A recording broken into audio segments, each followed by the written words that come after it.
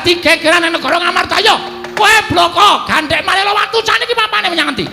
Yen ora gelem bloko aja nglakon dosa wae. Aku nglakon ngamuk punggung ning negara Ngamarta.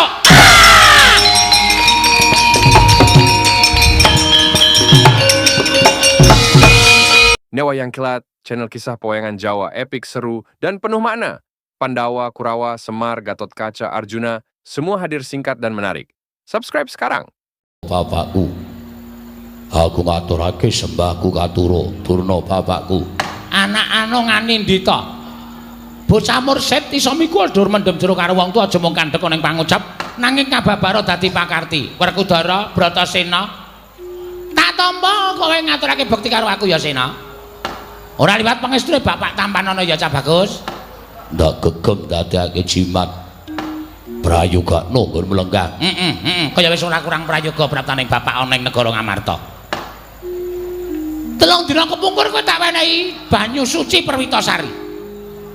Iya. Apa wis tak gunake? Iya, wis. Merga kuwi kawruh kasampurnan kawruh panunggal. Manjing suruping pati. Aja nganti sembrono nggonmu menehake kawruh mau marang sak dingah wong merga yen to wong sing tok wenehi kawruh mau katabetan rasa angkara murka. Wekasan kawruh mau mung bakal ngobar jagat saisine. Ning yen mau duwe rasa becik, atine apik, bebudene ya becik, mbok wenehi kawruh mau bakal mbabar katentremaning jagat raya. Werkudara. Durna bapakku ngestokake dawuh. Prayoga nggonmu lenggah. Kaya wis ora kepenak Werkudara. Bapa menemban kula ngaturaken bekti kula kunjuk. Anakku murid sing bagus dhewe Janaka. Pangestune Bapak Tampanana ya Janaka. Kula pundi nggo jimat paripe dayana ning kasantosan. Piye Sembadra apik-apik wae to?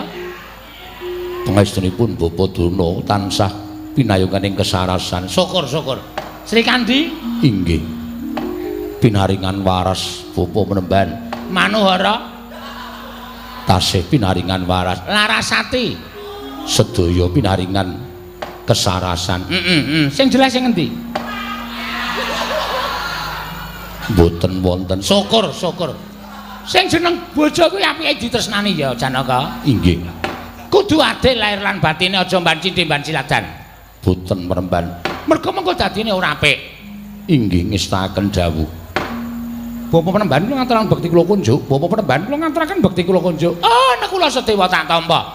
Pangestuku Tampanana ya kembar. Kula pun dinggo jimat paripe. Lho nggih, kula pun dinggo jimat paripe Bapak penemban. Kok isih ana panitia siji sing rambagekke iki. Setyaki wonten timbalan. Kok ora mbagekke Begawan Durna mangke kemawon babar pisan wonten ing Jawi.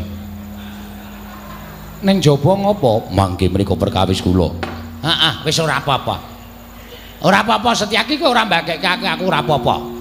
Nek pancen nggonmu karo gething karo aku nganti tekan lahir batin, nganti ana wong tuwa teka ning negara Ngamarta kowe tanpa mbagekke tanpa segu, kowe tanpa mbagekke karo Begawan Durna ora apa-apa, ora apa-apa.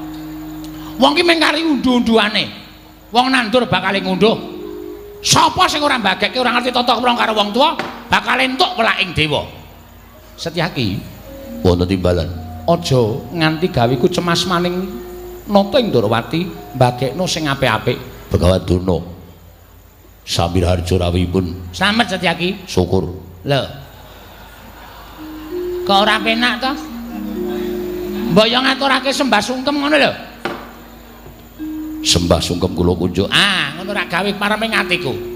Pangestuku Tampanana Setyaki. Kula tampi dawa sami-sami. Syukur-syukur. Tentrem atiku nek kaya ngene iki. Komplit kabeh panitia padha mbagekake. Bapa Menemban Durna, wonten dawuh, Ger.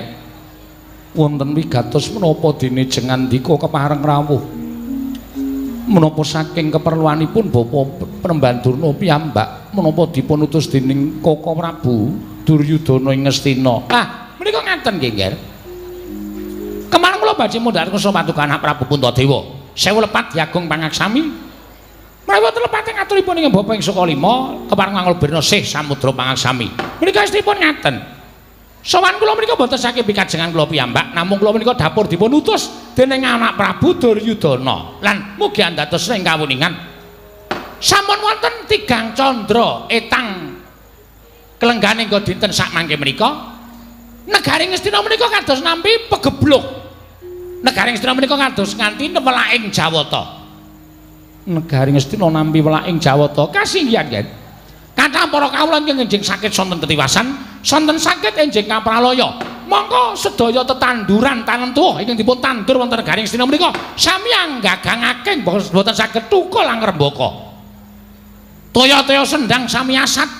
Mongko tiban ketiga ngerak angagak-agak ingkang satemah Negaring Ngastina menika kirang toya kirang boga wekasan damel cintranganipun para kawula sak Negaring Ngastina dereng ngantos dumugi semanten anggenipun nampi lelampahan dumadakan katrak inggih menika sak kathahing sesakit ingkang tumanduk dhateng sangganing para kawula mila mboten maneh menawi Negaring Ngastina menika kawulanipun kathah ingkang nandhang sakit enjing sakit sonten ketiwasan sonten sakit enjing kapralaya.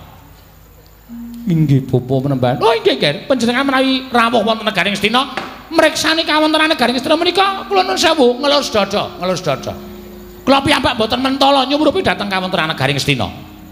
Kathah para among tani ingkang boten saged panen bekasan kekirangan boga, tumunten nandhang sakit, sasampunipun enjing sakit boten saged dipun tulung sonten tentu pecah.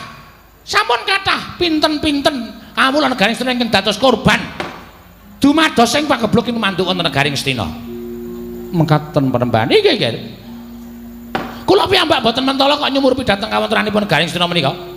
Kula piyambak boten mentala. Mergi kawula menika nuwun sewu enjing nyambut damel sonten boten menapa-menapa menika pejah. Monggo boten mawi sakit. Wonten ingkang enjing budal wonten ing sawah ngluku garu lukunipun wonten ing pesawahan. Sonten mongko mboten wonten menapa-menapa namung radi masuk angin ngaten terus pecah. Menapa mboten mengerikan. Nggih. Kawontenan kados mekaten menika kathah nggih kathah. Bakul enjing dodolanipun laris. Mboten kanthi kanyono-nyono, namung klilipen kok pecah. Lho, namung klilipen Bapak. Nggih, klilipen watu sak trek. Dumadakan pecah. Menika marambah makaping-kaping. Wah, mboten namung para among tani najan sedaya para nayaka ugi ngaten. Nayaka ugi kok kathah ingkang kondur saking kewajibanipun. Minangka dados nayakaning praja, mboten ngati kanyono-nyono.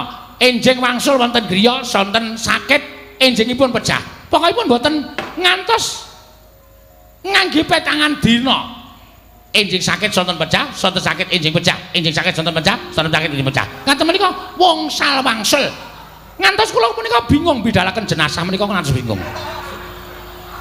Nggih. Tumuli anak Prabu Duryudana paring dawuh kaliyan kula, Bapak Durna, panjenengan menika dados pujanganing Praja Ngastina. Kula aturi manekung dhateng panguwasaning dewa. Nyuwun ngersanipun dewa supados paring wengan. Kados pundi caranipun supados Negaring Ngastina menika waluya nirmala temah jati, jati temah mulya. Tumunten wonten ing dinten Sukra Kasih. Sukra Kasih malem jemuah kliwon. Inggih, ingkang kepengker kula minggah wonten ing sanggar pelanggatan. Kula minggah wonten ing sanggar pamujan manembah dhateng panguwasaning Dat Kamurweng Dat. Nampi menganing dewa. Nalika semanten wonten dewa ingkang mudhun merpeki dhateng jasad kula. Tuwin paring dawuh, "Ong ilahing Begawan Durna, negara Ngastina isa waluya nirmala temah jati, jati temah mulya, yen to kudu disranani wujude ya kowe ingkang winastan Gandhik Malela Watu Cani." Gandhik Malela Watu Cani. Inggih. Tumunten kula jugar saking tapa. Pungun-pungun amargi kula piyambak boten mangertos wonten pundi dunungipun Gandhik Malela Watu Cani. Kathah rencang-rencang Brahmana Pendhita Resi ingkang kula suwuni priksa wonten pundi dunungipun Gandhik Malela Watu Cani menika kala wau. Ewadene sami boten mangertos, bingung raos ing manah kula. Tumunten kula emut. Kula kemutan. Bila kula menika nggadahi putra siswa inggih menika para Pandhawa. Mboten tok pendhawanipun. Nanging Pandhawa menika sinandhing dening setunggiling Nalendra ingkang panci lantip panggraitane turta pinter, dasare titis dewa. Mboten saged kejawi namung sinuwun Prabu Dwarawati. Kawuni ngono. Niki wau janjane kula mboten bidhal saking Pertapan Sukalima, nanging kula bidhal saking Negari Dwarawati awit saking Pertapan Sukalima kula jumujuk wonten ing Negari Dwarawati. Nitebis jalur 1A.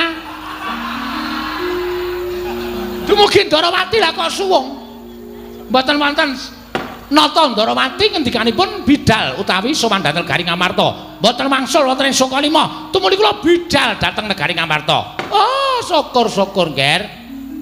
Wonten mriki pinanggihan Sina Prabu Ndarawati.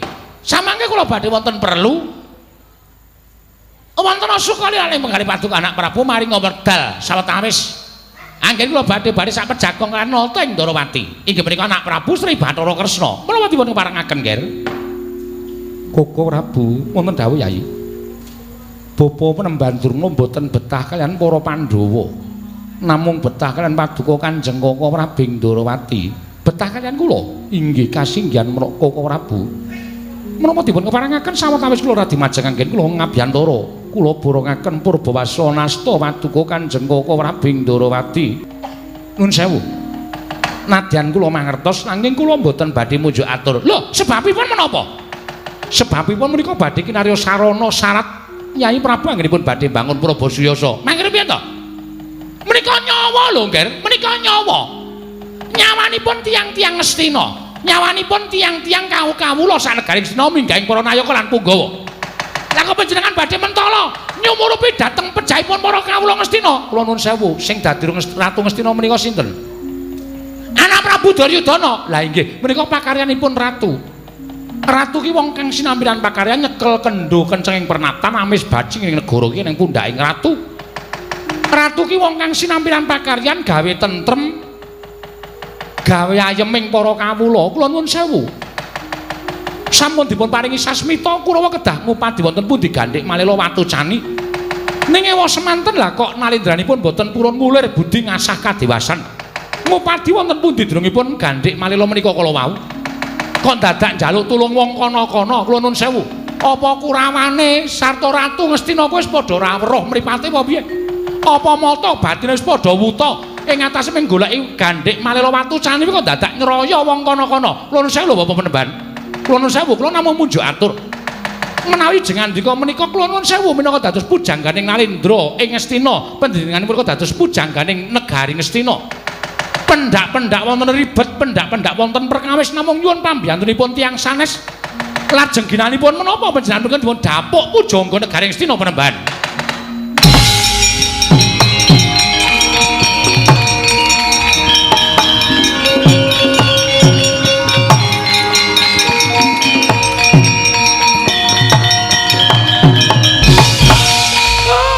Sontolaya bleguduk manyar-manyar mrigantil buntute Yamaha bebek. Lah kok dadi kaya ngono kowe Sinuwun Ndarawati. Malah sampean lupute karo Begawan Durna. Oh, ora jumbuh, ora padha karo kondange. Ora jumbuh karo kawentaring Nata Ndarawati ing kondang Titi Sanghyang Bathara Wisnu. Dewa sing tukang ngandhung kabagyan, dewa sing utang ngandhung katentreman. Ning nyatane sampean ora iso gawe tentrem, sampean ora iso gawe bungah. Wong liya sampean malah gawe peteng negara Ngastina. Terus wonten pundi dununging Wisnu? Ning ngono Wisnu sing mapanane nang angganing Ratu Ndarawati ming goro, ora ana nyatane. Nyatane sampean mentala nyumurupi pati ning para kawula sanegara Ngastina. Oh, Wisnu apa kaya ngono kuwi negare itu?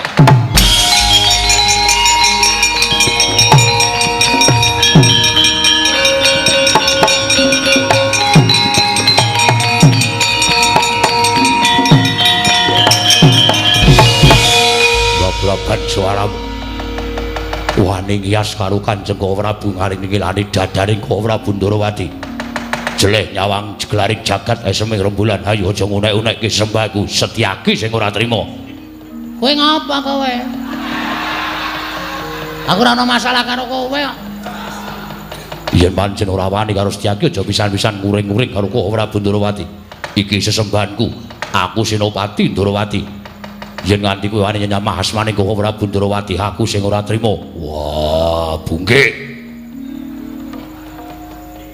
Ora nyawang iki sapa? Iki guruku. Iki tak anggap bapakku. Kowe wani ngunek-unekke Durna bapakku. Aja mungsuh Durna, mungsuhe aku. Mungsuh sapa-sapa aku ora wedi. Wah, idak mutar. Mutar kowe ayo. Oh. Pinter Werkudara pancen wasis tenan. Kowe ngerti lho labuhaning wong tuwa, kowe ngerti nek aku iki gurumu, kowe ngerti nek aku iki bapakmu. Mula nek aku dunaunake Setyaki kowe ora trima. Bagus kaya ngono kuwi, Ngger. Sing jeneng wong tuwa iso mikul dhuwur mendem jero karo wong tuwa kaya ngono kuwi. Nek nganti aku diajar karo Setyaki, nganti aku diwaneni karo Setyaki, kowe kudune ora trima. Mergo kabeh ilmu sing tak paringke kowe iki saka bapakmu Begawan Durna. Aja kuwatir. Setyaki melu maring anu karo kowe, wani unek-unekke karo kowe, gedene ngajar karo Durna. Wis beda perkarane. Wis ora Setyaki mungsuh Kurawa, Setyaki mungsuh Werkudara. Lho, Werkudara? Oh. Kowe kok ngono iki labuhi sapa? Labi Durna bapakku. Iki guruku, iki bapakku. Sapa sing nama asmane guruku? Aku sing ora trima. Lah Setyaki tak takon, Setyaki sapa? Setyaki iki adikku. Iki Senopati Ndarawati. Lah sapa sing arep wani karo Setyaki? Arep mulasara karo Setyaki mungsuhe Kresna. Jagat Dewa Bathara. Ora sangleleng. Jagat-jagat Dewa Bathara apa? Oh. Saiki mengkari piye? Lho. Lah kok sinuwun Prabu Ndarawati melu-melu perkara iki kepiye? Sing melu-melu menika sanes kula ning Werkudara, wong maune meneng wae ora ana apa-apa bareng Durna diunek-unekke kok. Panjenengan diunek-unekke Setyaki menika wis sampun satrepipun, wong sampeyan ora ngerti tata krama ngunek-unekke karo Ratu Ndarawati. Kula menika ala-ala ratu lho. Kula menika elek-elek Nalendra. Ora dicecamah jenenge sak penake dhewe. Ngrungokke ora goboke, gobok kowe iki ngrungono. Werkudara kok ya ngrungokke. Gayeng iki. Wis jelas. Oh, gayeng nek carane kaya ngene iki. Werkudara mungsuh Kresna, aku diajar Setyaki. Kok tetep perkosa terus ta aku? Wah, mbok ora weruh. Wani ngajar karo Durna bapakku, aku musuhe.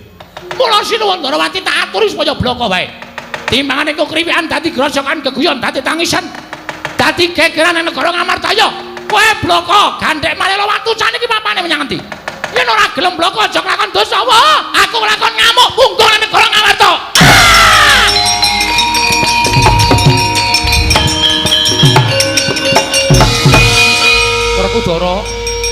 Werkudara. Ayo didunke. Wah, wani jotos Durna bapakku. Wani wae. Wah, batik Werkudara. Ayo didunke. Setyaki mbok dunke apa ora? Setyaki ora mbok dunke, aku ora urusan perkara Prabayuda Suyasa, ora urusan perkara Prabayaksa. Arep iso mbangun ya sakarepmu, ora ya sakarepmu. Ayo didunke. Werkudara. Piye Setyaki? Lara ora? Mboten. Ya wis.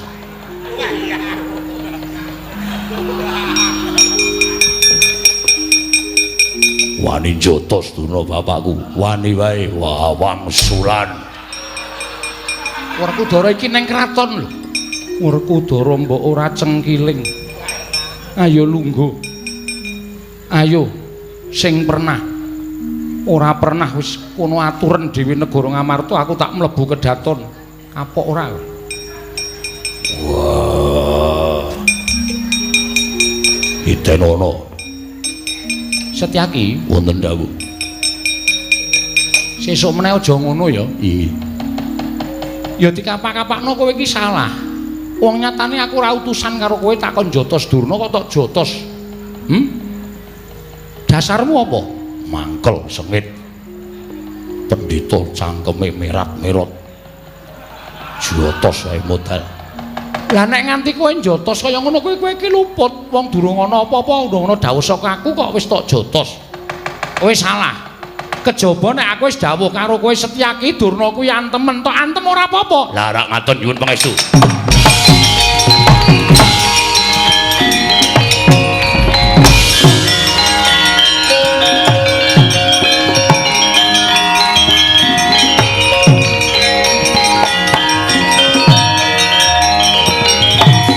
Yayi. Kula kuwatos. Jumangkaipun kadang kula ing nunggul pawenang sasampunipun Setyaki medal saking Datulaya. Menika mangke malah boten perkawis antawisipun ngadi kula kaliyan pun Begawan Durna nanging perkarane malah Werkudara karo Setyaki. Kepareng paduka lan ana kula nyuwun pamit madal paselan. Koko Prabu kula aturi saged nyirep dhateng kamurkanipun kadang kula ing Jodipati. Sasampunipun menika monggo kula aturi kula borongaken anggenipun angrantem babagan wewangunan Praba Suyasa inggih Praba Yeksa. Klilan ana kula nyuwun pamit ngrumiyini medal paselan tan kawusa manjemput ndhupit sanggar sangarup. Nono gandha kecapo nalika semanten Begawan Durna ingkang binujung Raden Haristyaki cinandhak dadya pengewan-ewan sang Begawan Kumbayana.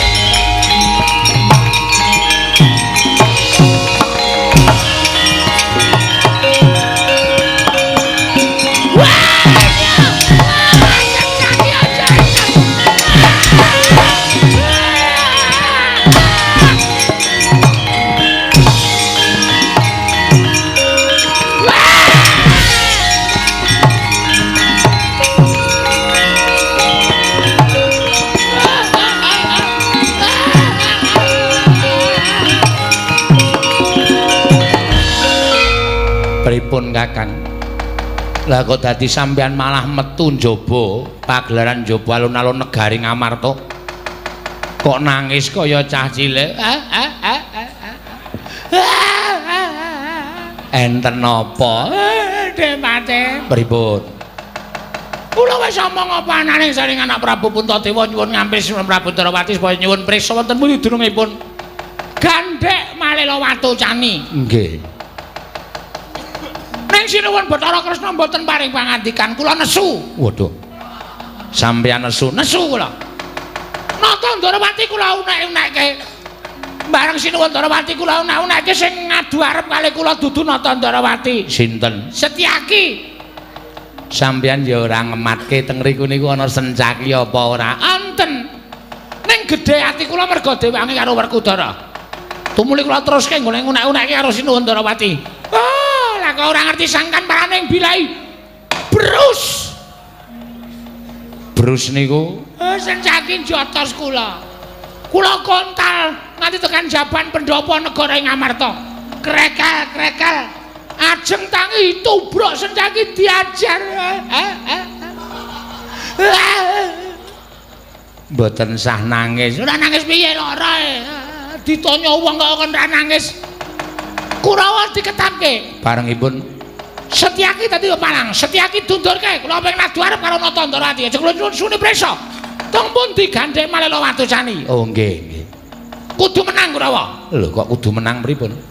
Kurawa niku durung karuan iso menang pun pokoke diketapke Dipati. Nggih ngestokke dawuh Kartomarma aku ngerti yen kowe bakal milani karo Begawan Durna ayo Kurawa aja maju ijen krubuta leganing atiku. Wah, kemewat ucapmu keparat. Aku ijen wae bakal keduga bondo karo kowe. Sing dadi nyatane kene marganing patimu gletho ndasmu mati selawase urip parat.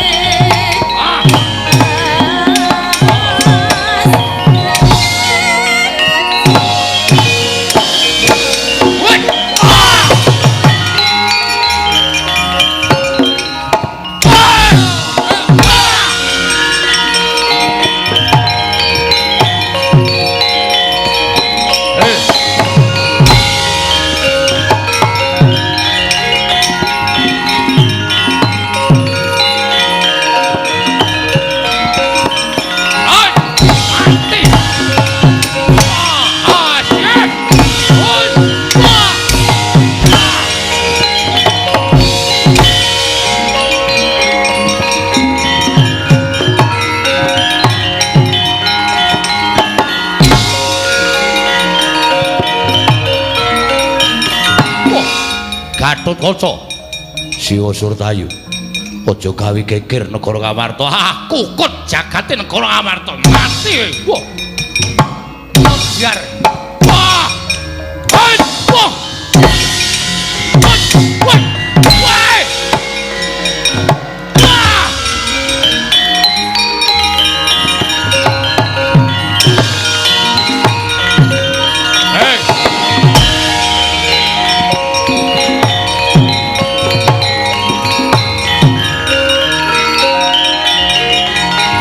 Antarja. Wah, mati kowe. Wah, utuh.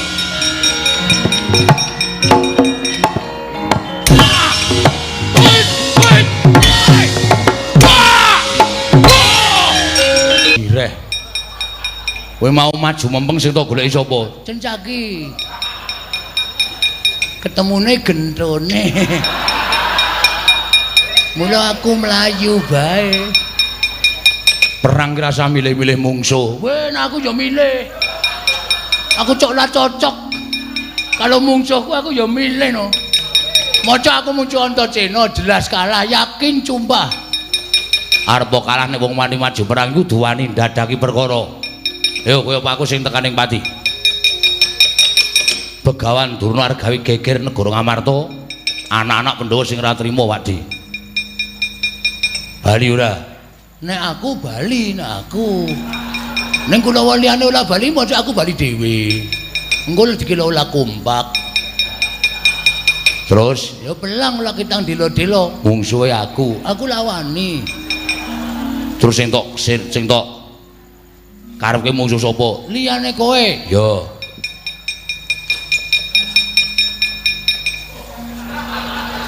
Iki caya abot. Liyane Gatotkaca lah. Liyane Gatotkaca karo Antaséna aku yakin cuma nek kemluk kaca dilolu Gatotkaca aku gak yakin. Wah. Lumangsaku kok mungsuhe abot-abot iki. Pak dikersanipun mengsah sinten? Nek ana cek wedok. Oh. Wah. Piye? Kelemon. Aku lah pate seneng kalau sing lemu-lemu. Ngewohke kok sampean. Yo, wis aku wae rasa dadak golek sapa-sapa. Tibantangan jeblok silamu. Yo, tibano. Aku kena tangane Pak Dewu Durmagati gledak meguru karo kowe 20 taun. Wo aja combong. Aja umuk. Wong kibil Ngopo? Wong libil kibil. Wong kibil bakal kejungkil sing dadi nyatane pecah dadamu. Yo. Wis jan. Sing seru Iki wis celo. kok ora krasa. Sing kudu menungso iki dapulmu. Umume diantem iki caula-ulane kowe gletak. Lah kok kowe ora apa-apa dijotos padene ketoke ngino banget karo aku. Kene aku tok kon males tak antem pisan kowe modar lho. Hah? Nek iki aku tok kon males tak antem pisan kowe mati mesti. Jajal po. Kiwa semaput. Wah, lekoco kabeh iki. Padahal aku wis kebacut ngantem ya. Heeh. Mongko hukume wong ngantem kudu dibales. Nyo. Gage. Aku to antem tekandeng pati trima ora dadi Kulawa. Ayo. Ayo, aja racan dadak wige-wige, aja lagu-lagu. Dis ngono. Wis modal mbok ben, urip doyak-oyak utang kok. Modal ya ben. Sing gedhe pangapuramu ya Pakde. Ah, sing gedhe pangapura 30. Aku mati dicual gak ke anakku Antaséna anake Werkudara, malemku tanpa pepinjan.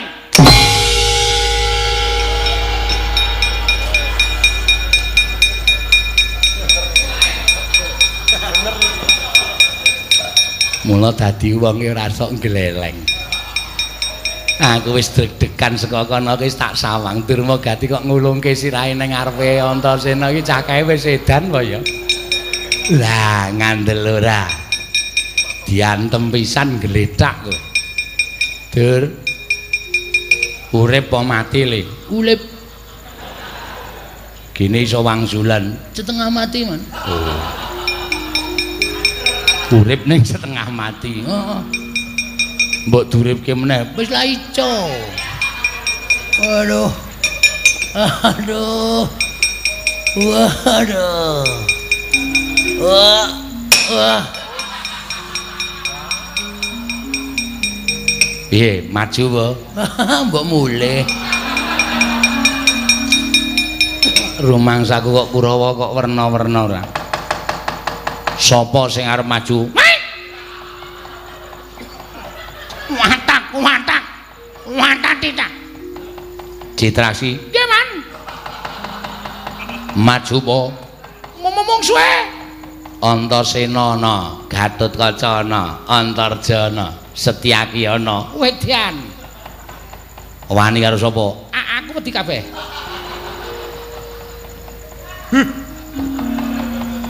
Aku nek ngerti Kurawa kok jengkel rasaku. Ora ketang sedhela maju le, nggo netepi kewajiban.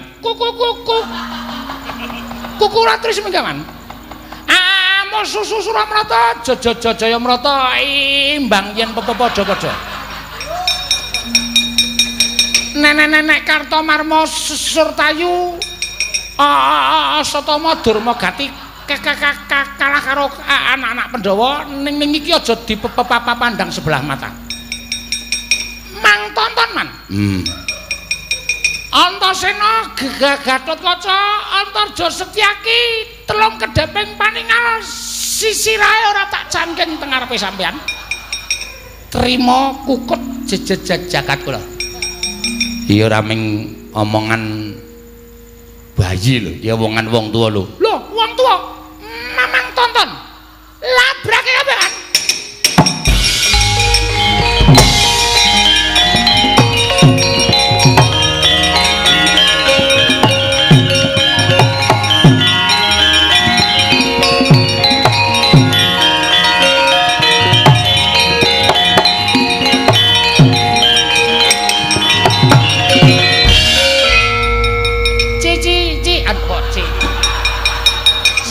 Setyaki Dasar Pranyata. Citraksi. Iya. Arep ngopo? Ngelabrak dapurmu. Kok kowe aja gembelo siramu gegleleng pacakmu ki iso ngalahke Kartomarma medha janji. Satama.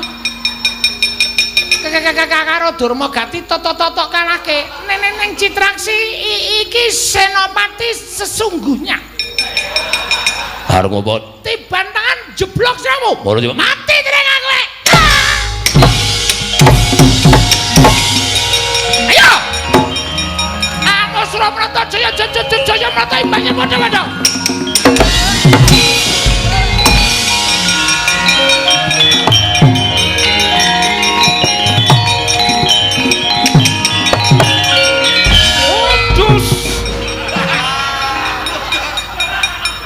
Anggape aku iso tok timblis kok. Nenek-nenek liyane mangsa bodho. Nenek-nenek aku aja tok gawe sesak kepenakmu, Dik. Pakde Citraksi. Aku dudu pakdemu. Siwa. Siwa sapa? Siwa tentrem apa?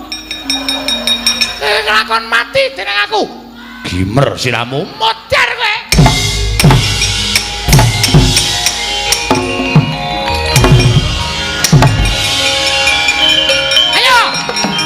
Suramata Jamrata imanyen pondo-pondo. Iki Raden Arya Citraksi.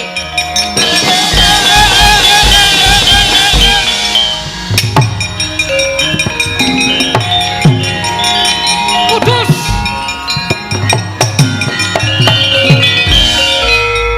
Wong Sorja.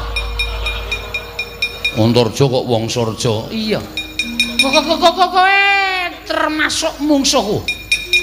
Edyan mboten nginten menawi Pak Citraksi dalu menika ngedap-edapi Papan jan.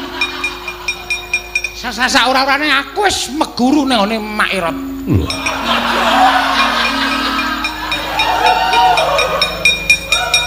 Mula titit natah mendat jiji-jiji nara menter.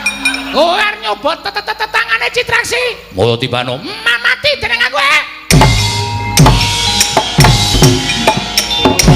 Motor we.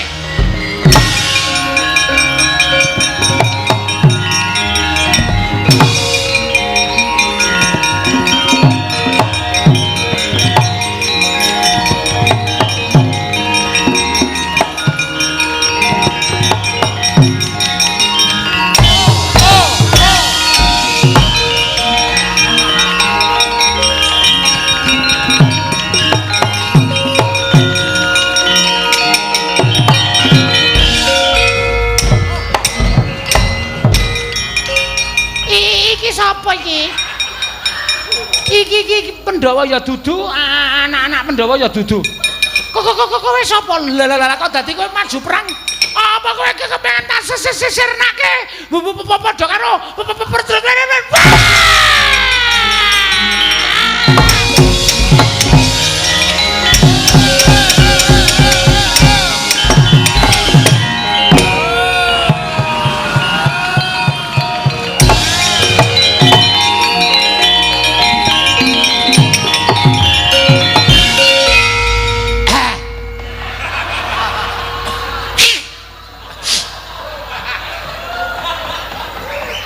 Gosek ta.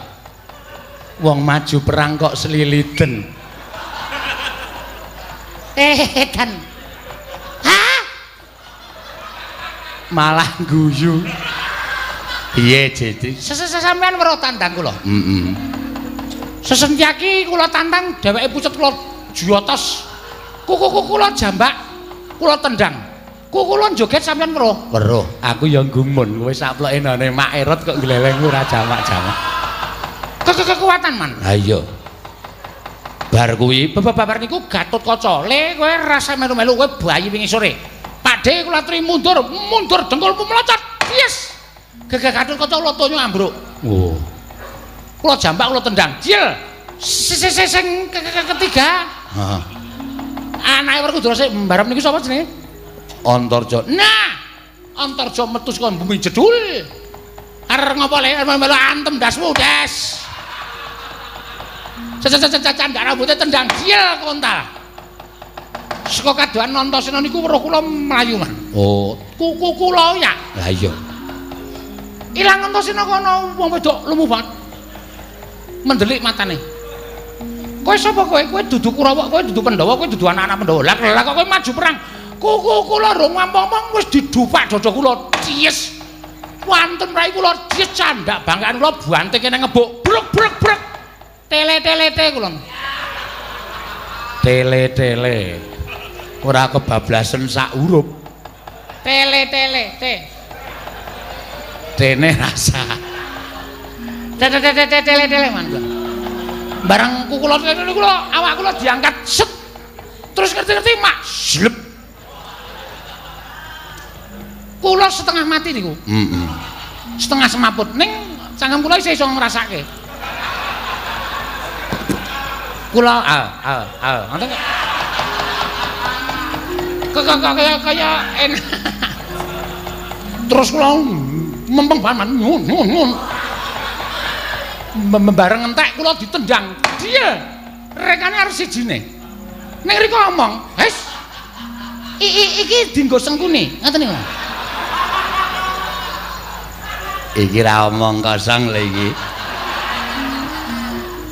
Tenan. Saestu. Mang buktake. Nek nganti ngapus tak kepruk watu sirahmu. Ki mumpung aku haus lho iki. Mang buktake nang mboten mang tembung dhewe. Asli muni ngoten niku mbok kula yang arang ngapus ya mbok sumpah. Ajeng kula sijine ajeng kula cekel niku ditamplek tangan kula. Iki nggo sengkuni ngono. Tangan sampean dingengi man. Iya. Dangane mulih nang Plaza Jenar. Mbok ya gliyak-gliyak.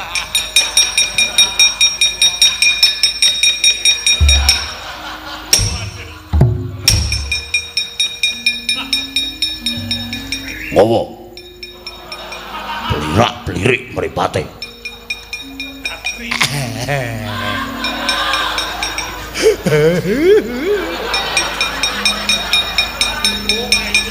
Ngopo? Arep genahke. Genahke apa? Isin aku.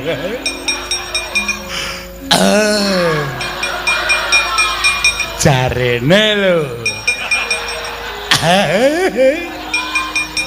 Jarene apa? Jarene iki sing siji nggo aku. Sing siji aku. Apakah betul?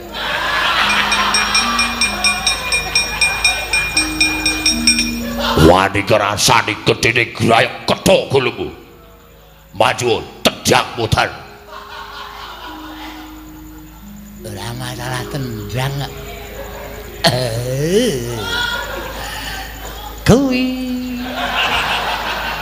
sidonggo aku apa ora?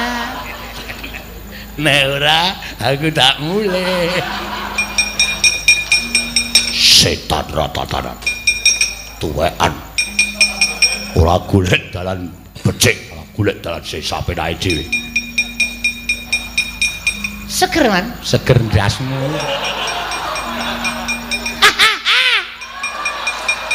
Oh, cebleng ya ora. Ngapusi wong gerang Kakang Penemban Durna pripun Kakang?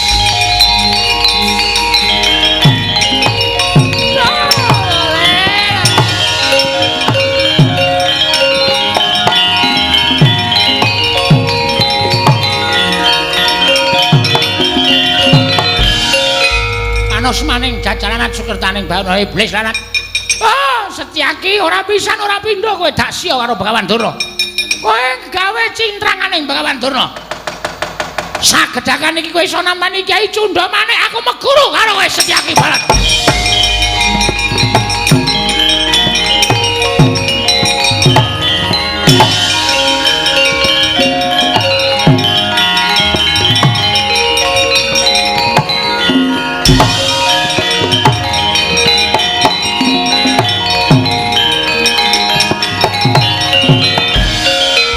Apa lek? Belajar kula nggih. Kok mlayu ngopo? Durna culika. Culikane Ngasta Kyai Cundha Manik. Monggo menika pusaka digdaya, menika pusaka ngedap-edapi. Terus kula ajri. Ngene wae. aku tak takon karo kowe jujur ya, Lek. Iya.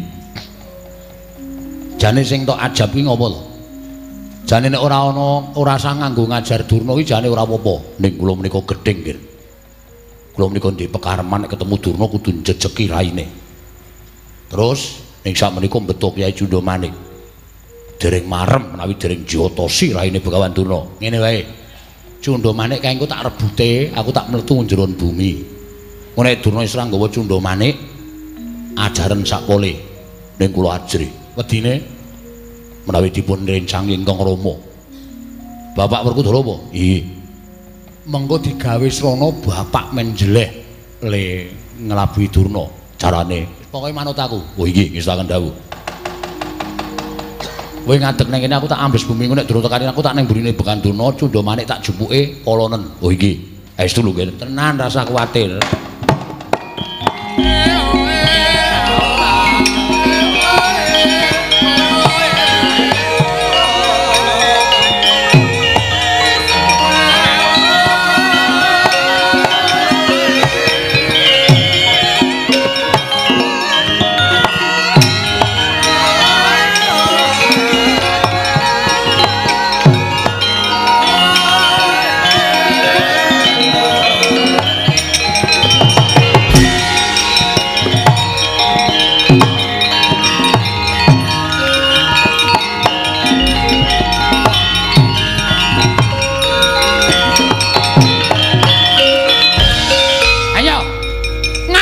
Digdaya sekti kalintang jayaning merat.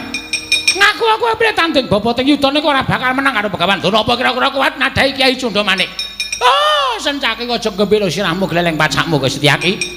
Kyai Cundha Manik iki tamake gunung jugruk segara asat. Nek mengko andamu wis bakal tekaning pati. Ora bakal aku mundur jangkah. Lho, kowe wani nadai Kyai Cundramanik. Sing tak wedeni apamu? Babuk. Lakon cocok Kyai Cundramanik ora tinjung akhirat.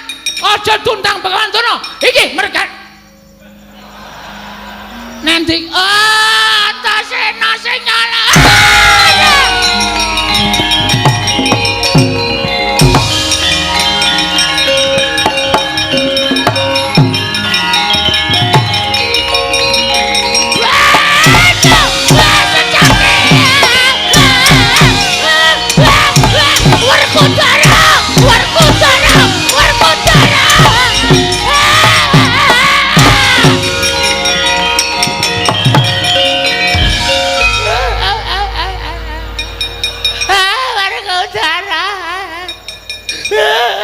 Kowe terlambat kowe Werkudara.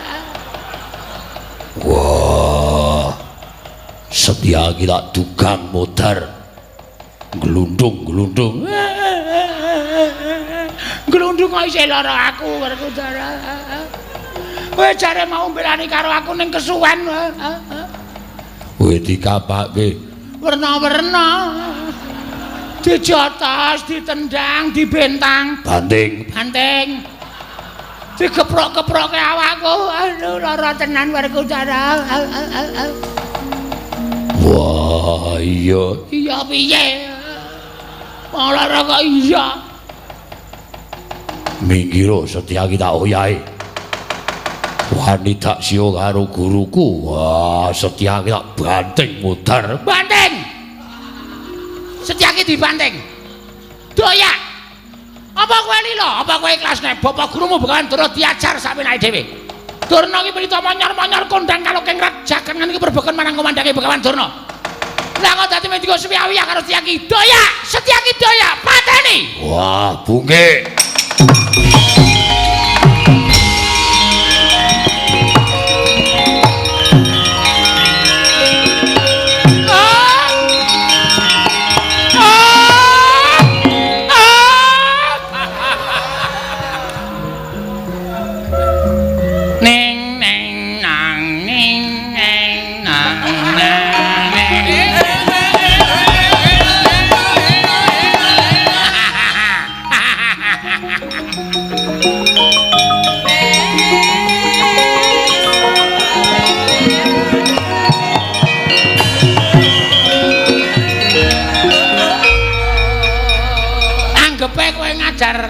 Karo Durna kuwi wis menangan Setyaki, ha.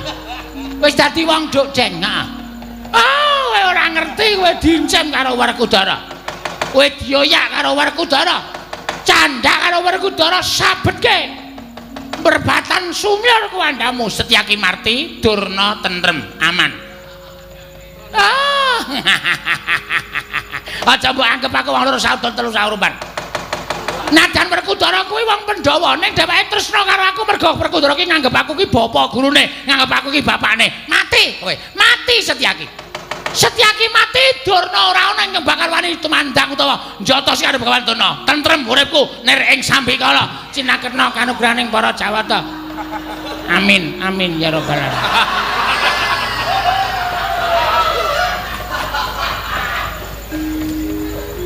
Apa Mbah kok bengok-bengok?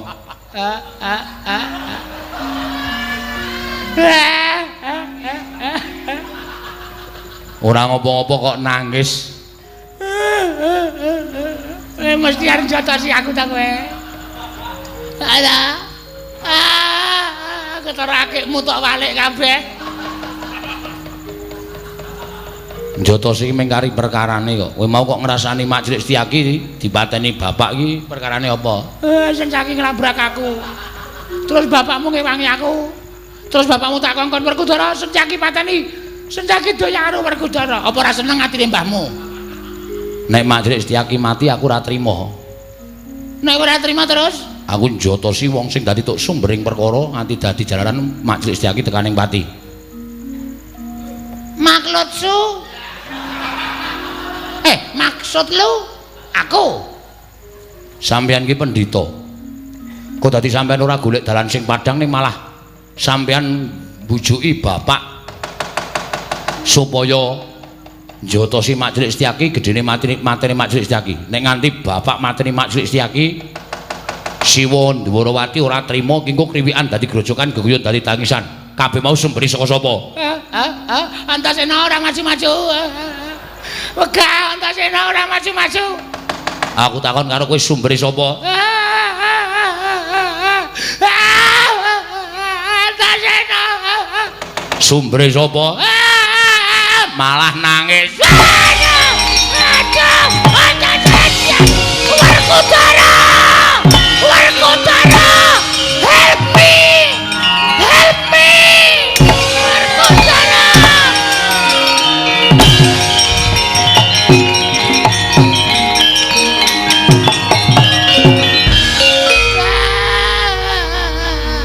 Sesuk menaki kulino belajar bahasa Inggris.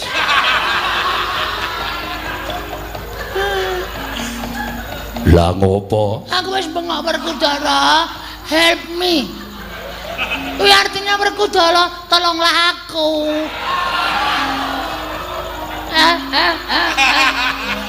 Kowe ora paham. Aku ngerti ku wong ngoyak Setyaki kokon nganggo helm. Help me. Tolong aku. Aduh. Aku biyen mulang kowe kok ora tau mulang basa Inggris to Werkudara. Sopo sing ngajar kowe? Antasena. Antasena anakmu lanang ngajar aku Werkudara. Beda apa kowe duwe anak sing mentolo karo mbahne? Beda apa kowe duwe anak sing tega karo mbahne? Nek cara aku anak kaya ngono ki ora pantes urip Werkudara.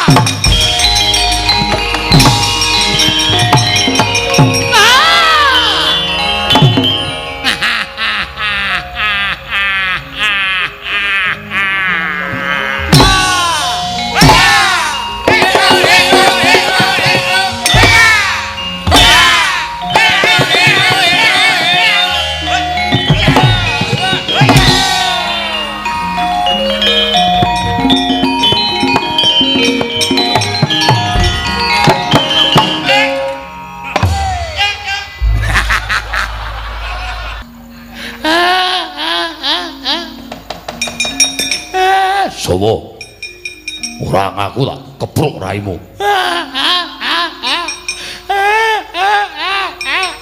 Setyaki wegah aku nek nganggo ngadeg barang ngono kuwi. Mbok tengok-tengok sing apik wae jagongan kok nganggo ngadeg barang. Setyaki. Tangane kok gegem barang kuwi ya. Werkudara.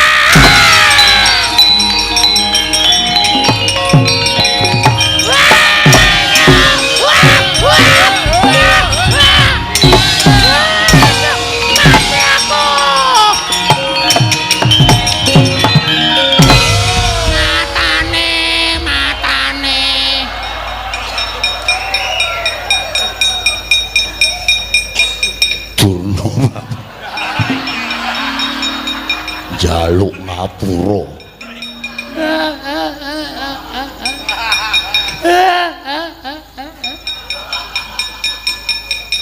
Aku mencolot ora ngerti nek nibani kowe.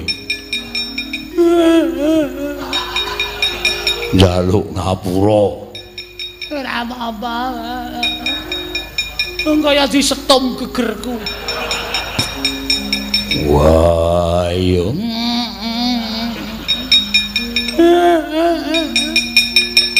Terus piye? Sencaki saka kono ngantemi aku. Terus piye-piye? Aku nek to tinggal nang kene kowe ngoyak Setyaki, Antasena teko Bancan. Aku ngoyak Antasena, Sencaki teko entuk undangan genduren. Brus sampe naik dhewe. Aku kaya ingkung. Wah, terus kudu piye? Aku digendong Werkudara dijak ngoyak Setyaki karo Antasena. Wah, yo. Ini tak gendong.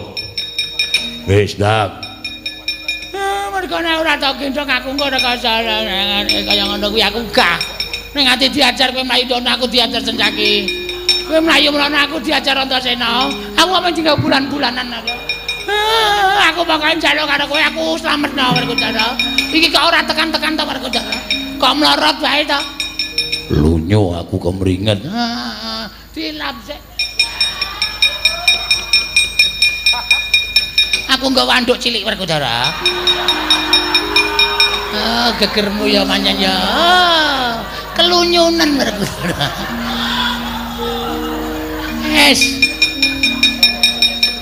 Nah, iki rada kepenak. Yo. Tak oyake. Oyan. Wah, Antasena. Mati dening aku wani karo mbahmu. Pateni Antasena pateni.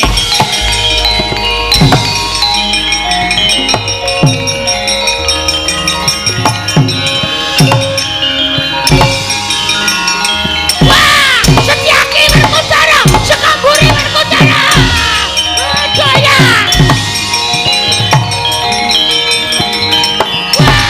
Wah, Antasena Werkudara. Aduh, aku tiba.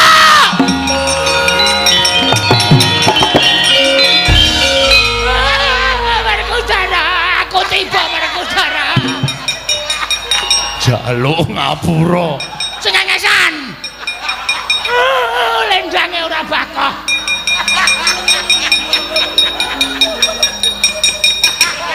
Ora ngoso to.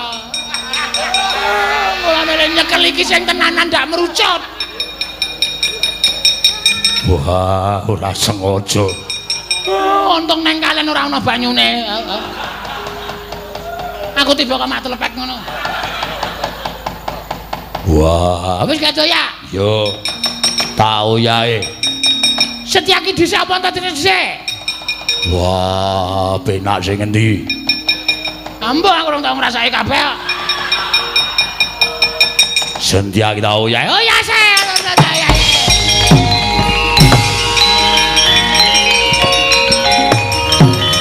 Antasena Werkudara, wis samangi Antasena kok kayar kowe. Antarja melu-melu Werkudara. Telat. Gatot Kaca. Setyaki. Antasena Werkudara. Antarja Werkudara. Antasena Werkudara. Setyaki Werkudara.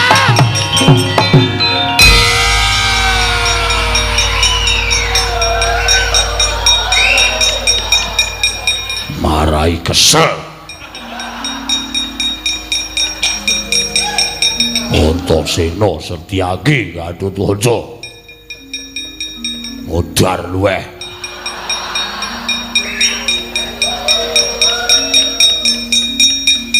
Kapok kowe. Bapak ini wis nesu ngono kae. Buanting bet modar luweh. Keseron ora bapak mau ling banting nek mati tenan. Oh.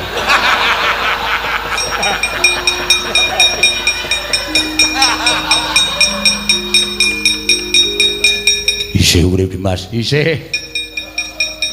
Kok ngerti? Wong urip karo mati ki anggere diababi raine dhek mesti bales ngababi. Rasah, Kang. Wis satriya tenanan kene kaya aku guyon ra apa-apa.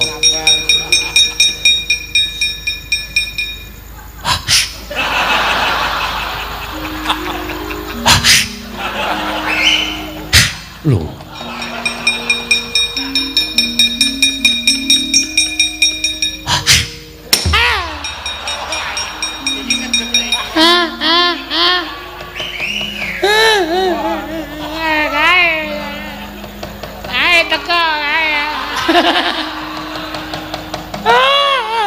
Gondhong blekudung swalu kembal Semarante. Pripun Kakang Dono? Mundur sih. Ana satya bagus ora jamak mlaku jen tengah as mandhet den mandhek-mandhek aja mati tanparan sapa jenengmu ngendi pirang kamu ngaku jenengmu sapa? Truk. Kok dengaren iki keluwihan pemain apa? Lah ngopo? Wong biasane iki ora tau nganggo kaya ngene kok iki wis kebacut dandane. nek ora metu mesakake ya ora apa-apa sedila-sedila. Wong jenenge Buta Cakil ketemu Ndara Werjanaka ki filosofine iki dhuwur. Waduh. Ayo. Kowe batur ana padha cerewet. Sapa den ngaku? Kuwi dhisik ngaku Prajeka ngendi dedongko. Wah, masa sosor basane sing parat. Naten kebutuhan tutup doa aku ing papan ning tengah ngalas kene aku Degya Kala salukat katut barat. Degya Kala salukat katut barat ya. Pengareping para wadyabala buta ning tengah ngalas. Aku ngirit para wadyabala kadang-kadang kabeh ngupaya panganten. Mula ora usah dadak sangga runggi sawijining panakawan kuwi menen ora aku tak urip dadak kala mangsa dening kanca-kancaku kabeh. Aja nganti kowe nadak kula mangsa panakawanku yen kowe luwe Maragagi Janaka panganen. Aranmu Raden Janaka, Dasar para nyata. tindak menyang Titen Ngetutake jumangkeng suku krentek ing ati ora pajut kudu bali.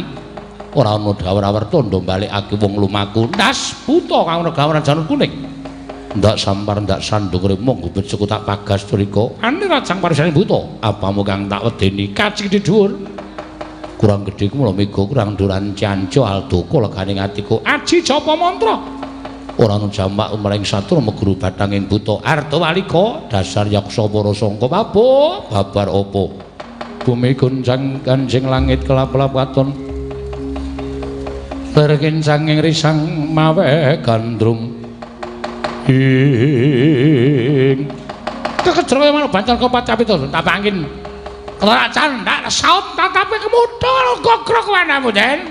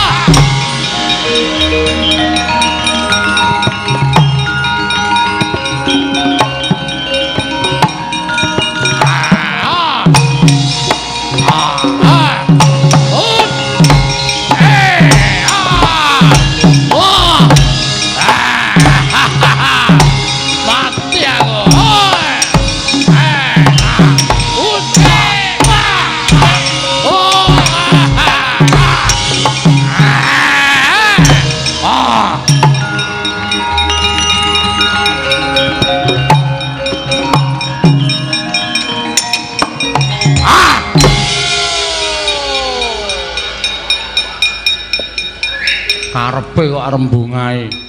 Wong minggu ngisi wektu sedhela kok. Yo arep perang terus ora. Mati. Sampurna dening ayo tunggale iki sampurnake.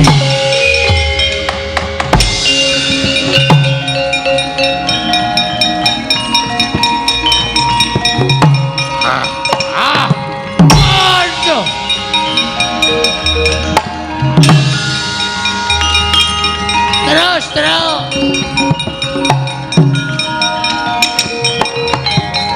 Ayo Gong, yo. Ndak wektune entek. Heeh. Wah, ana buta patene ya. Ya. Aku sing buang. Ayo Gong, yo. Yo buang batang buta. Terus. Ya. Pokoke anggere nang buta kepruk mati langsung tok buang lho kok ndak badange ngambon-amboni. Heeh. Waduh. Ayo Le. Siap. Wes pokoke.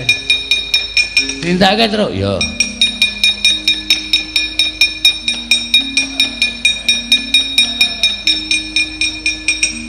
Buang Gong. Oke. Ora kono manane. Wah, Truk. Kliwatan. Kliwatan piye?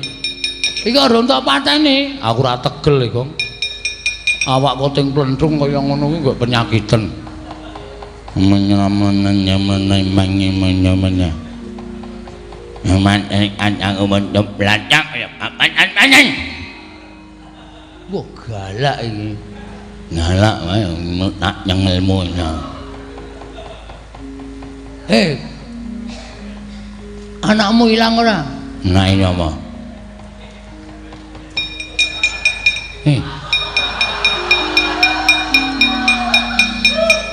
Iki lho irunge padha. Ki anakmu iki. Bapak.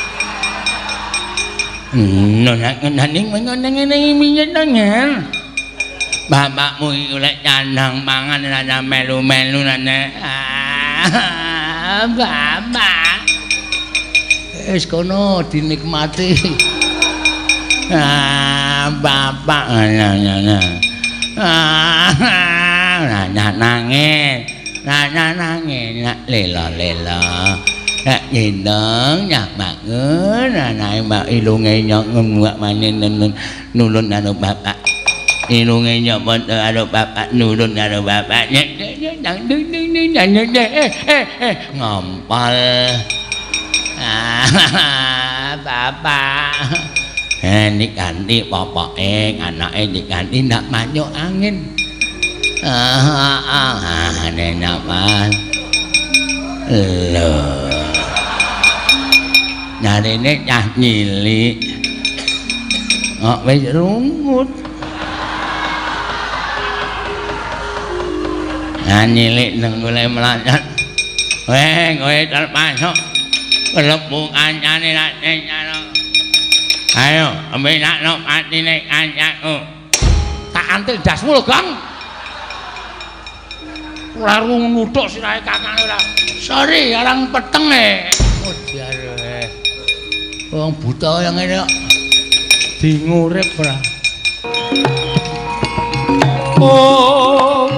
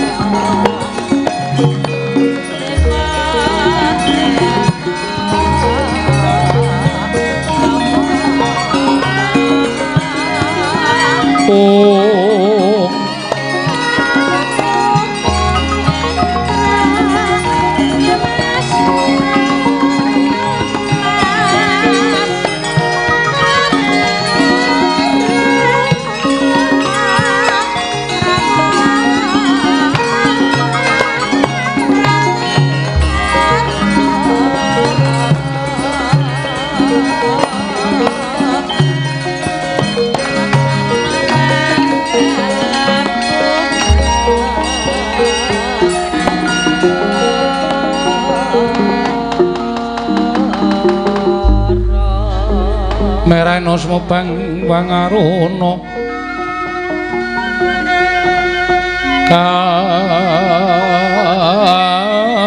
kadinetraning uga rapuh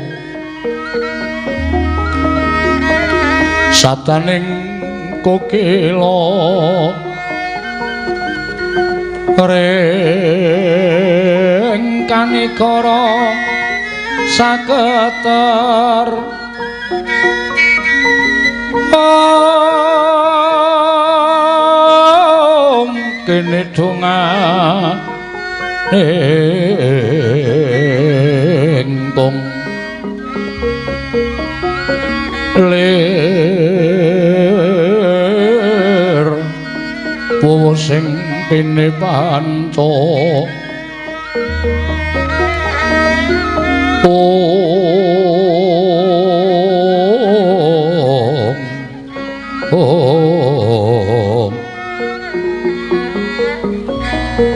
Bepetoking ayam ana mrak mangwuking bagagan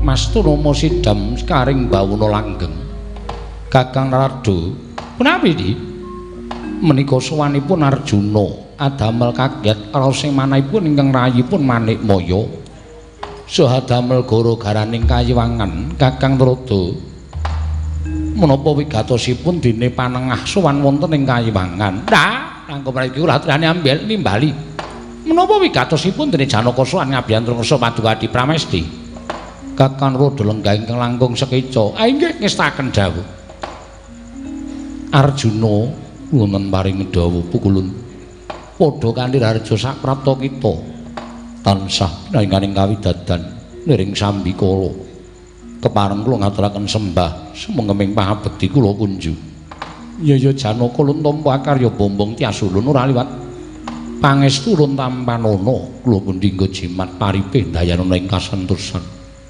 apa to kang dadi wigatine dene jeneng kita ngabiyantara ning ngarsa ulun murudyake matura ingkang tetela Arjuna pukulun kewale-wale menapa sawanipun ingkang wayahipun Arjuna dinuta dening Kanjeng Kaka Prabu Puntadewa ing ngrikenggan sak mangke pedhut badhe inggih menika ambangun bangsal Prabasuyasa inggih Prabayaksa tilaranipun sawarga utawi tilaranipun Alindring Amarta duinguni Prabu Jim Yudhistira jumbo kan ngendikanipun Sinuwun Prabu Puntadewa syarat sroning kedah linampahan mboten sanes kejawi namung kedah wontenipun gandhik malila watu cani miwah gilingan emas ingkang sak mangke mapan wonten ing Kayiwangan Suralaya mugi keparenga suka lilaning penggalih paduka pukulun Sang Hyang Jagat Girinata amaringana ngampil wujuding gandhik malila watu cani miwah gilingan emas pukulun menggah menika ingkang dados sedyanipun ingkang wayahipun Arjuna suwan ngabiyantara Riwang Adi pukulun Manikmaya pukulun alugan lakuning lekas lokita linuting kidung kadung kadereng ngomong memangun mana rahayu-hayu ana tanah golong ing Arjuna teka kumawani nyuwun ngampil kagunganing kadewatan karan gandhik malila watu cani sarta gilingan emas ya bener yen to gilingan emas ingkang sekawit kagunganing Nalindra Prabu Arjuna Sastra nanging wis pinulung kundur marang Kayiwangan. Mbuyana jamak lumrahing ngatasé titah swantah teka wani nyuwun ngampil uba rampe ning Kayiwangan. Gandhik Malila Watu Cani sartaning Giling Emas kuwi kabeh wis mapan ana ing Suralaya ora bakal ulun matedhakake wujuding Gandhik Malila sartaning Gilingan Emas marang negara Ngamarta. Nadyan kanthi pitukon uriping para Pandhawa sayekti ora bakal ulun parengake yen to kudu tumurun ning Madyapada Janaka.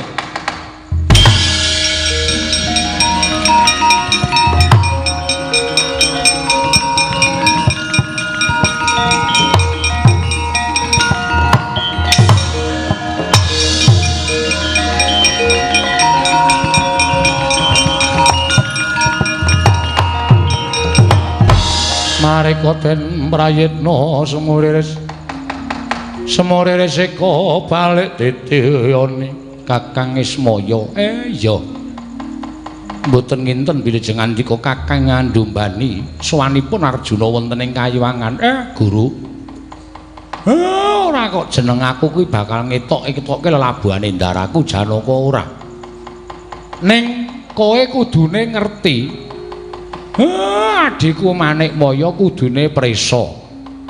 Pirang-pirang lelakon, pirang-pirang kedadian ana ing Kayiwangan ndaraku Janaka wiwit biyen isih nom kekasih Raden Permadi nganti seprene iki tansah mbantu, tansah ketulung, tansah gawe pepadhang Kayiwangan. Lah kok dadi ora metung karo kabecikaning titah. Kowe ora metung sarta ora kelingan karo apa ingkang wis ditindakake dening ndaraku Janaka. Lah wong ngatasé ming nyuwun ngampil Gandhik Malila Watu Cani karo Gilingan Emas. Mongko tembunge wong ngampil kuwi njilih. Sing jeneng nyilih iki mesti bakal dikondurake kalawan ingkang kawogan. Mengko nek wis rampung apa yang dadi keperluaning para Pandhawa, aku sing dadi tanggungan. Nek nganti ora bali ning Kayangan, kowe nucuwa karo Semar Badranaya, Guru.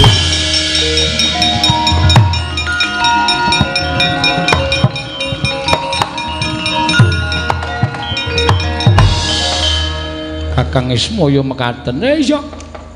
Menawi tetelo mekaten, Kakang Semar sedaya kalepatan kula nyuwun mangapunten. Arjuna kula wonten paring adhawuh. Baliya marang negara Ngamarta. Sarana cipta Gandhik Malila Watu Cani sartane Gilingan Emas bakal ulun tedhakake ning negara Ngamarta. Matur sembah sewu nuwun tanpa pindhan pungkulun.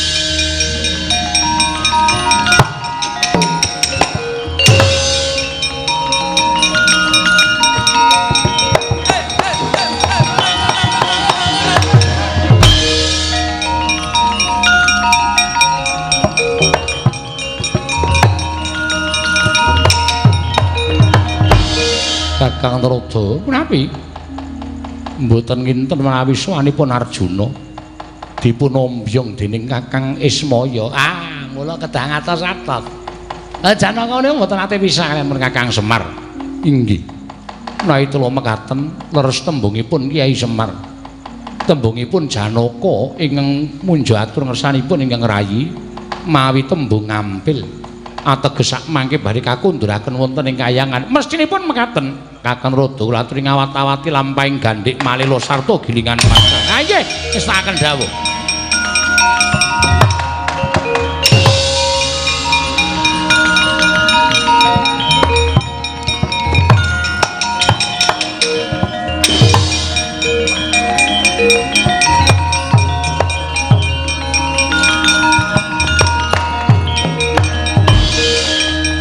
Wis mandhap saking lengkeh ngarga Himalaya. Sang Arjuna kadharaken sanggerepan puna kawan catur wis kasembatan nyuwun ngampil Gandhik Malila Watu Cani miwah Gilingan Emas saking Kayiwangan Suralaya. Kocap ing wonten lengkeh ngarga Himalaya wonten ing Kedung Tuntung. Nenggih sinten ingkang lenggah madaning Kedung Tuntung ing mbau reksa telengking kedung wujuding baya ingkang ulusipun pethak parandene citrane tanpa beda kaya dene menungsa inggih nggih Sang Sayong Sari.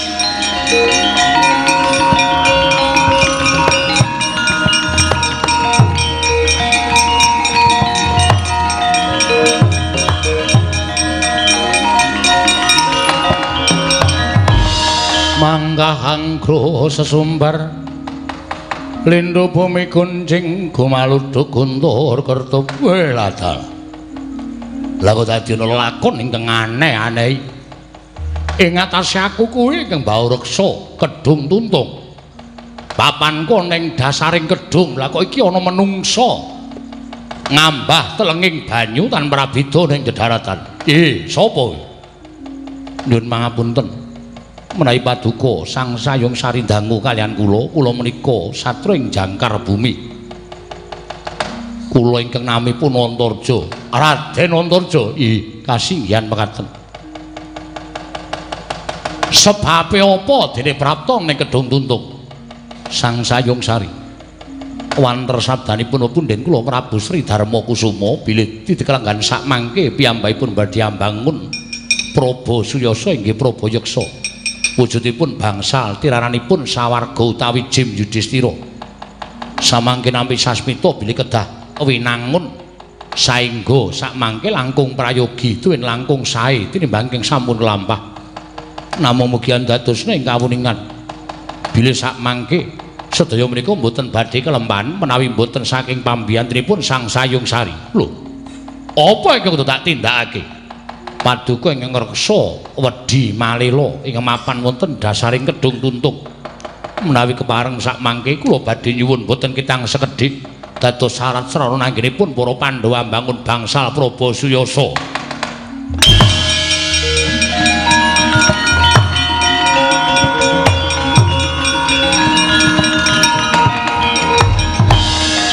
Jagat Dewa Bathara ya jagat pangestunggur. Raden Antarja wonten timbalan ing Adau. Puluhan taun nganti mangabad-abad nggonku lengguh ana ing kedung tuntung. Ngreksa wedi malih ing mapan ana ing dasaring kedung tuntung.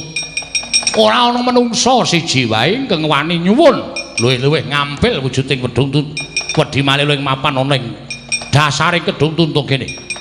Lah kok dadi kowe wani bakal nyuwun wujuding wedi malila ndak paringake wedi malila boyongan marang negara Ngamarta tlikungen Sayung Sari kene marganing pati muparat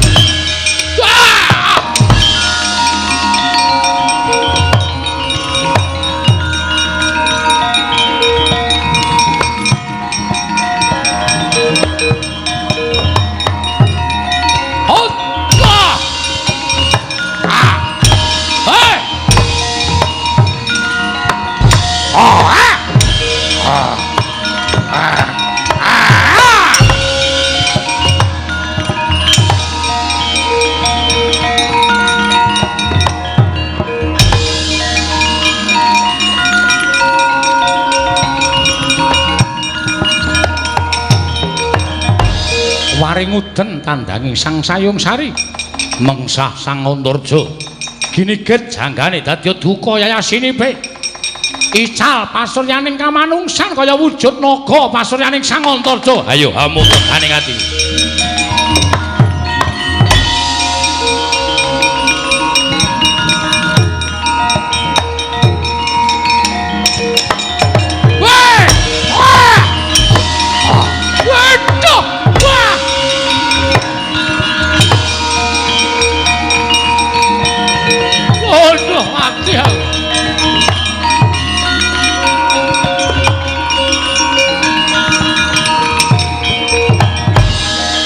Waduh Raden. Wah, dalah kok semanten kekiyatanipun Raden Antarja. Ora mbok wenehake wedi malih ing mapan kedung tuntung.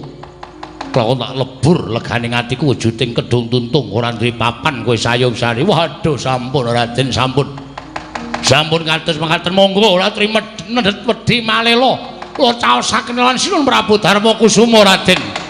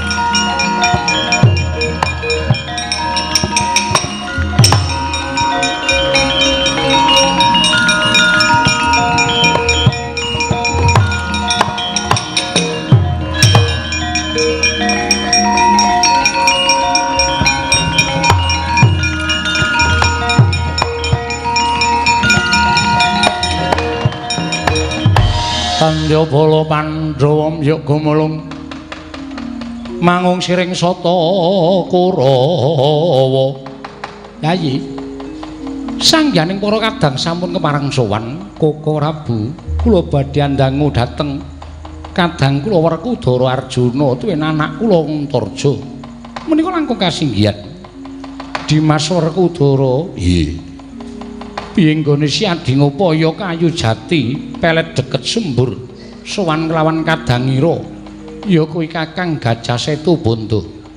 Handuk pamujimu wis tak papanake ana ing alun-alun. Nadyan gedene ora umum wujuding wit utawa reksa. Nanging awit pamujimu saha pangestune barep kakangku kabeh wis tak boyong. Syukur Yayi ento kaya mengkono. Janaka piye kabari nggonmu ndak utus sowan marang Kayiwangan Gandhik Malila Watucani miwah Gilingan Emas samangke badhe dipun aturaken wonten negari Ngamarta dening Iwang Pikulun Jagat Girinata mengkono Dimas Koko Prabu kasinggihan Antarja kepiye munggo wujuding Wedi Malila ing mapan ana ing Kedung Tuntung. Nggih Wa Prabu. Nadyan kedah sarana kula ngawonaken kridanipun ingkang tenggo Kedung Tuntung nggih menika wujudipun perjineman Sayung Sari. Nanging saged kula boyong wonten negari Ngamarta. Koko Prabu ngaturaken panuwun ingkang tanpa pepindhan dene sakmangke badhe kasembadan Pandhawa mangun bangsal Praba Suyasa Koko Prabu.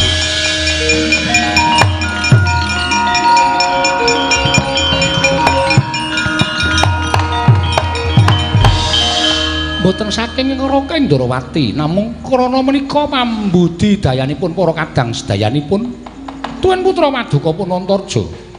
Koko Prabu ngemekaten kula nedya miwiti ambangun bangsal Praba Suyasa inggih bangsal Praba Yeksa menika langkung prayogi. Nanging luwih prayogi menawi ngamerta katingal tentrem langkung rumiyin. Werkudara. Nggih. Sorak-sorak ngarepan kaya ana apa singkirna Yai? Yo.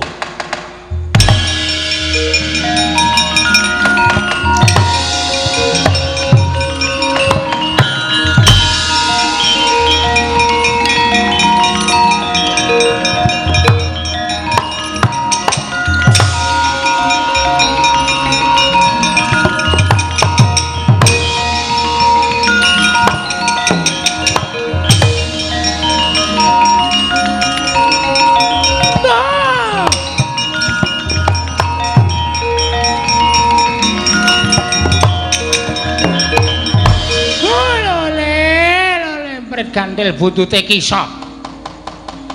Badhe pate pripun menika mangke menawi wasul wonten negari Ngastina bakal nampa duka saka anak Prabu Duryudana. Dene kula mboten saged boyong Gandhik Malila Watucani. Dipun rebut sarana perang meneh. Wangsul perang tentu kalah. Panjenengan kedah ngetok kadidayan. Oh iya Werkudara. Aku sing teka Werkudara.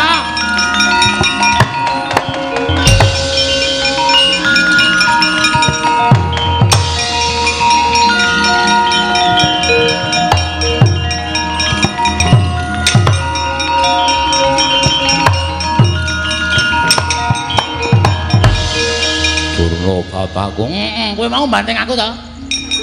Wah, mau saiki. Aja ngrembug perkara mau. Ayo, Gandhik Malila Watucani tak jaluk. Dinggo srana nyirep kebluk enemamu ning Raja Ngastina.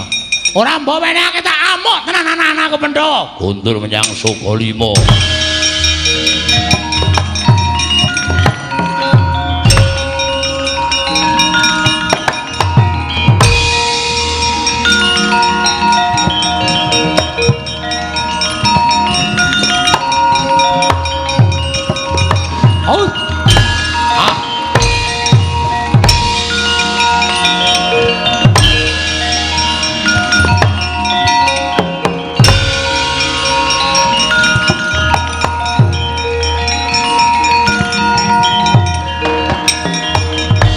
Arsa madange jagat tumungup-ungup paning sak pucaking wukir marebak wangsa merat keneng soroting surya mega lan gunung gunung